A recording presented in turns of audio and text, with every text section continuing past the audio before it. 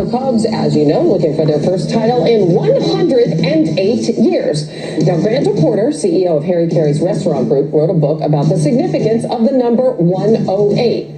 It takes 108 outs, 108 stitches, 108 meters.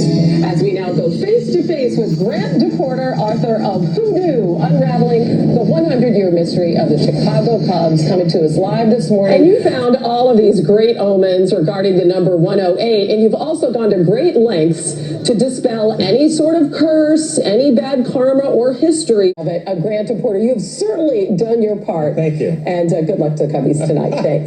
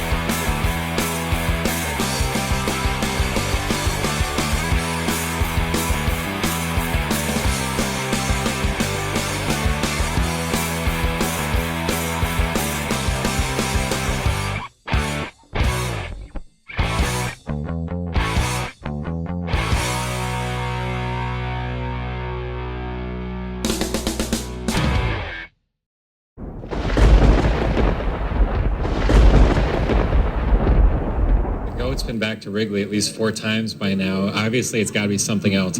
Restaurant manager Grant DePorter, the man who blew up the Bartman ball 2 years ago, believes he stumbled on the true curse of the Cubs. He found a tiny article in a 1908 Chicago newspaper right after the Cubs won their last World Series. The story goes the Cubs owner Charles W. Murphy was disinvited by his players from the banquet to celebrate their World's Championship, hosted by showbiz legend George M. Cohan. Murphy never forgot the insult. We said that's obviously where it started. Indeed, the name Murphy has cursed the Cubs ever since. We continue our pregame coverage presented by Chrysler here on TBS. You heard about Murphy's Law earlier in the teams of the show. Well, here it is. 08, Charles Murphy, 45. Of course, the goat named Murphy. Dusty, don't look at this. Okay. Johnny Murphy in 1969. Not written here. The play-by-play voice of the Mets at the time. That's right, Bob Murphy, the legend. 84, Jack Murphy. 2015, Daniel Murphy. That's tremendous, Murphy. Yeah. Because no matter how much they may be cursing Daniel Murphy, they've now got to be wondering if Murphy's actually cursing them. This Murphy stuff runs deep. The last time the Cubs won the World Series, 1908. Their owner, Charles Murphy. So unpopular, he was not even invited to the grand celebration dinner following the series clincher. It said Murphy was so mad, he put a curse on the team. Murphy's Law. Cub fans know that law by heart. Anything that can go wrong, will go wrong. It's Murphy's Law. But right now, it's Daniel Murphy's series, and the Cubs are just sinking in it. Seldom in the history of sports, seldom in the history of the world, seldom in the history of the universe has a hunk of pork and horsehide symbolized so much. The destruction of the ball that recursed the already cursed Chicago Cubs.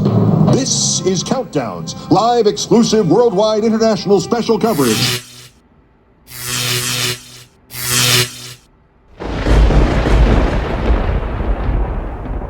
They steamed it, right?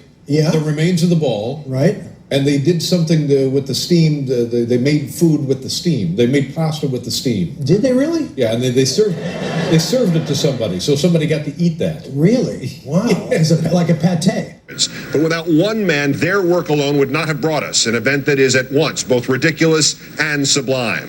That one man would be Grant DePorter, managing partner of Harry Caray's restaurant, and concocted this orgy of destruction tonight.